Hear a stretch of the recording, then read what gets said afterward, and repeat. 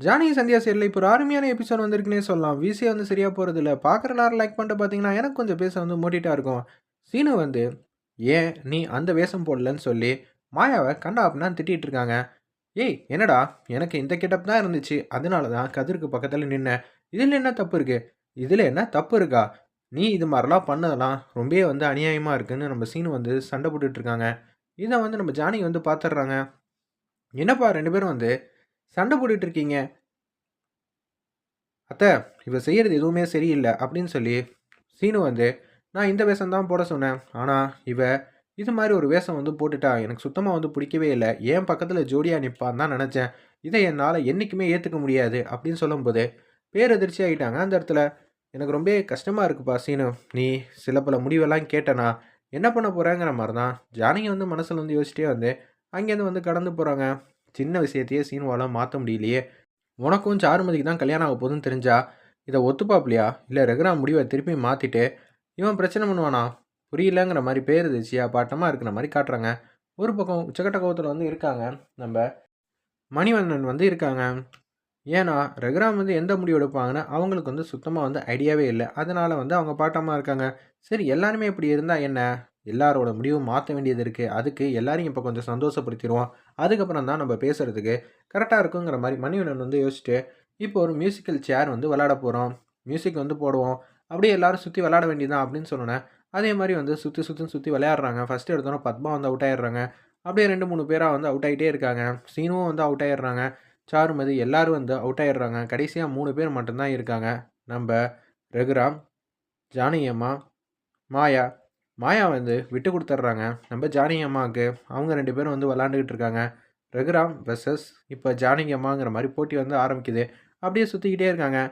அப்படியே சுத்திக்கிட்டே இருக்கிறப்ப மியூசிக் வந்து ஆஃப் பண்ணிடுறாங்க. "நீ உட்காருன்னு" நம்ப ரகுராம் பேசுறாங்க. "இல்லங்க, நீங்க உட்காருங்க" அப்படின்னு சொல்லி ஜானகி வந்து பேசிக்கிட்டே இருக்காங்க. 2 பேரும் வந்து சேர்ல வந்து உட்கார்ற மாரியே தெரியல. இப்படியே பண்ணிட்டு இருந்தீங்கன்னா, அப்புறம் அவ்வளோதான். யாராவது உட்கார போறீங்களா? இல்லையா? கடைசி வரைக்கும் மச்சான் யாருமே உட்கார போறதில்ல. அதனால நம்பளே வந்து இறுதியான தீர்ப்பு வந்து சொல்றோம். யாரும் உட்காராத காரணத்தினால், இவங்க 2 பேருமே வந்து வெற்றியாளர்கள்ங்கிற மாரி அறிவிக்கிறாங்க அந்த இடத்துல. நம்ம மணிவண்ணன் செம காமெடியா இருந்துச்சுன்னே சொல்லலாம் அந்த சீன்லாம். என்ன செய்றதுன்னே தெரியாம, சீனு மாட்டும் சோகமா வந்து இருக்காங்க. அப்பன்னு பார்த்து, ரொம்ப வந்து கஷ்டப்பட்டுட்டு இருக்காங்க.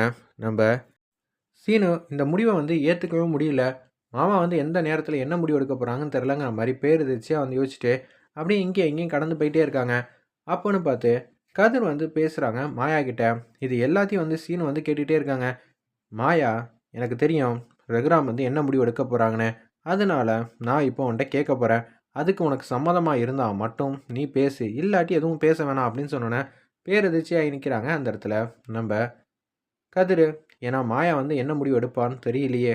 எனக்கும் எல்லாமே தெரியும். அதனால தான் அமைதியா இருக்கேன். வாவ்! இந்த விஷயம் எல்லாருக்குமே தெரிஞ்சிருச்சா? அப்படின்னு சொல்லி யோசிச்சுட்டு இருக்காங்க நம்ப கதிரு. ஒரு பக்கம் பெரியப்பா என்ன முடிவு எடுத்தாலும் எனக்கு சம்மதங்கிற மாரி அந்த இடத்துல வந்து சொன்னோனே, இவருக்கு தூக்கி வாரி போட்டுருது. நம்ப சீனுக்கு என்ன செய்றதுன்னே தெரியல. அப்பனா ஓகே தான். நீ எனக்கு நான் உன்ன காதலிக்கல. மேபி கல்யாணத்துக்கு முன்னாடி நான் உன்ன மேபி காதலிக்கலாம். அதுக்கு ஆப்பர்ச்சுனிட்டி நெறையவே இருக்கு. உன்னொன்னு, உன்ன மாரி நானும் வந்து மாடர்னா வந்து இருப்பேன்னு சொல்ல முடியாது. உனக்கு ஏத்த மாரி என்னால ஈஸியா வந்து மாற முடியுங்கிற மாரி கதிர் வந்து அவங்கள பத்தியே பேசிட்டே இருக்காங்க. இது எல்லாத்தையும் சீனு வந்து வேதனையோட பார்த்துக்கிட்டே இருக்காங்க. அப்பனா மாயாக்கும் கதிருக்கும் தான் கல்யாணமா? இத தான் ரகுராம் வந்து முடிவு வந்து எடுத்திருக்காங்களா? ஒண்ணும் புரியலையேங்கிற மாரி யோசிச்சுட்டு இருக்கிறப்ப, கதிர் மாட்டுக்கும் போறாங்க. இது எல்லாத்தையும் சொல்லி முடிச்சுட்டு, சீனு வந்து அப்படியே மாயா கூட பைக்ல போனது இது எல்லாம் வந்து ஃப்ளாஷ்பேக் போர்ஷன் மாரி அப்படியே ஞாபகப்படுத்திக்கிட்டே இருக்காங்க. அந்த இடத்துல அவங்க மனசுலயே வந்து எண்ணம் வந்து ஓடிக்கிட்டே இருக்கு. ஒரு பக்கம் நம்ப மாயா வந்து திரும்பி பார்க்குறாங்க. சீனு இந்த விஷயத்த எல்லாத்தையும் கேட்டாங்கன்னு சொல்லி பேரெதிர்ச்சியா பாட்டமா வந்து நிக்கிறாங்க. அடுத்தது சின்னதா ஒரு கேம் வச்சு விளையாடுறாங்க. இதுல மாயாவும், கதிரும் வந்து ஜெயிச்சோன வந்து ரொம்பவே கஷ்டப்படுறாங்க அந்த இடத்துல. நம்ம சீனும் இவங்க 2 பேரும் தான் ஜோடி ஆக போறாங்களா? ஒண்ணும் புரியலையேங்கிற மாரி யோசிக்கும்போது, மணிவண்ணன் வந்து கடுப்பாயிட்டாங்க. "டேய் என்னடா நடக்குது இங்க? ரகுராம்ட்ட உன் முடிவ சொல்ட்டியா? இல்லையா?" அவர் மாட்டுக்கும் எடக்கு முடக்கா ஒரு முடிவு எடுத்து, அதுக்கப்புறமேட்டுக்கு திருப்பியும் வந்து அவர சபையில வச்சு அசிங்கப்படுத்துற மாரி ஆயிடுச்சு. இந்த வாட்டி அவர் என்ன முடிவு எடுத்தாலும் நான் சரின்னு தான்ப்பா சொல்லுவேன்.